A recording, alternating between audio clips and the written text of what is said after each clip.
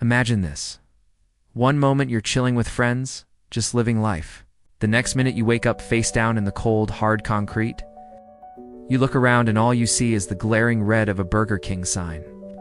The world is vibrant, but you're drained of color. Your body screams in pain, sunburn, your mind is just as sore. Everything hurts, but more than anything, it's empty. Like a computer with a corrupted hard drive, you struggle to access your own identity. You don't know who you are. You don't know why you're there, or why you feel so much pain. All you can muster is the faintest whisper, "Who am I?" You feel a single tear trickle down your cheek, salty and heavy. What happened to you? Why can't you remember? Panic rises within you, threatening to consume you whole. As you try to piece together who you are, desperate for answers, the world rushes by. Days turn into weeks, weeks into months, yet your past remains a locked vault. The mystery deepens, and with it, your despair. Where does one go when they have no one? When their entire life is a question mark? How does one navigate the world without a compass? How does one live with no past? Now imagine this haunting mystery unfolding not on the screen, but in real life. It's exactly what happened to Benjamin Kyle, a man who woke up one day with no recollection of his past, no memories, no friends, and no family. His past was a complete blank slate. In this episode, we'll unravel the puzzling story of a man with no past. On June 24th, 2004, a phone call disrupted the tranquility of a Sunday morning in Charlotte, North Carolina. A concerned citizen had stumbled upon a sight that seemed straight out of a mystery novel. A young man lay sprawled on the ground behind a Burger King restaurant, his body sunburnt, his face pale, his eyes vacant. It was an image that would stay etched in the minds of first responders for years to come. The young man was taken to the Carolinas Medical Center, where doctors and nurses did everything they could to stabilize him. His vital signs were good, but his mental state was a complete enigma. The man couldn't speak, couldn't utter a sound, couldn't move. His pupils dilated at random, indicating some sort of neurological damage. As days passed, the medical team watched helplessly. They had stabilized his physical health, but his mind remained a fortress with no apparent breaches. He was conscious, yet disconnected, trapped in a body he didn't recognize. As news of the mysterious amnesiac spread, authorities started piecing together bits of information. The man had been spotted at a bus stop near the Burger King, but no one knew who he was or where he came from. The only clue was his sunburnt skin, suggesting he had been wandering possibly for days. With no identification, no wallet, no past, the medical staff labeled him simply the Burger King Doe. It became evident that this was no ordinary case of amnesia. Typically, amnesia manifests due to emotional stress or physical trauma. But this man's case was baffling. It defied all medical logic. The doctors could find nothing physically wrong with him. He wasn't suffering from any illness or injury that would cause memory loss. The extent of his physical ailments was a mild sunburn and a few bruises, which couldn't account for his mental state. His condition became known as dissociative amnesia, a psychological defense mechanism where a person forgets important parts of their life, often after experiencing a severe emotional or psychological shock. But this case wasn't textbook.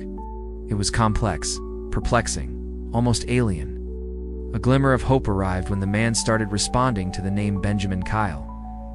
It was during a routine checkup. Dr. Joanne Gerlach sat beside his bed trying to establish a rapport with the amnesiac. She was struck by his youthful innocence, despite the mystery that shrouded him. At that moment, she began calling him Benjamin. To her surprise, he responded, sitting up in bed and saying, "Doctor, do you know my name?" "Your name is Benjamin Kyle," Dr. Gerlach replied. At first, it was met with confusion. Then slowly, a flicker of recognition crossed his face. It felt like kicking off a tough journey, like pulling a stubborn thread. With patience and consistency, Dr. Gerlach wove fragments of his past back into a coherent narrative. He knew historical facts. He knew how to speak despite his inability to remember his own personal history. He remembered things about himself, but not his past. It was as though someone had erased parts of his life, leaving him with a patchwork quilt of a memory. Benjamin Kyle's journey to recovery was nothing short of miraculous. As weeks turned into months, more pieces of his past fell into place. He remembered how to ride a bike, recognized certain smells and tastes, each serving as a small victory in the battle to reclaim his identity. But perhaps the most telling fact was his memory of the Twin Towers falling. He knew the date, September 11th, 2001, with absolute certainty. It gave the medical staff a window into the recesses of his mind, proving that he was well-informed, well-read, and cultured. The only thing missing was his own personal history. It was like looking through a fogged-up window, seeing glimpses of a clear image, but never getting a complete picture. In the annals of medical history, cases of amnesia have often been linked to traumatic brain injuries, strokes, or emotional upheavals. But Benjamin's case was a puzzle box without a key. The medical community was baffled. No treatment seemed to work. He received psychotherapy, hypnotherapy, even experimental treatments, but his past remained shrouded in mystery. It was a medical mystery that echoed through the corridors of the hospital, whispered in hushed tones among the staff, sparking countless debates and theories. The mystery deepened when authorities searched for leads. His fingerprints didn't match anyone in the system. There was no record of his existence, no birth certificate, no school enrollment, no driver's license. He was a phantom, a specter haunting the records office, his name absent from all databases. The FBI joined the search, combing through their extensive databases, even offering a reward for any information leading to Benjamin's identification. The Homeland Security got involved, wondering if Benjamin might be a victim of identity theft or a government experiment gone awry. But as days turned into weeks and weeks into months, the trail grew colder. Benjamin's past was becoming a permanent enigma, his identity a locked safe with no combination. During this period, Benjamin remained under the care of Dr. Gerlach. He worked closely with her to reconstruct his life. He enrolled in college and studied basic subjects to help rewire his brain, but progress was slow and painstaking. He slept in shelters, relying on the kindness of strangers for food and clothing. As time went on, people started forgetting about him. The media spotlight faded, and the world moved on to the next big story. But Dr. Gerlach didn't forget about him. Then came an amazing development: forensic genealogy. The same technology that caught the Golden State Killer was used to trace his DNA back to a family in Indiana. 10 years later, they found his name. But when asked if he wanted to go public, he said no. Some say he was protecting someone. Others think he didn't like who he used to be.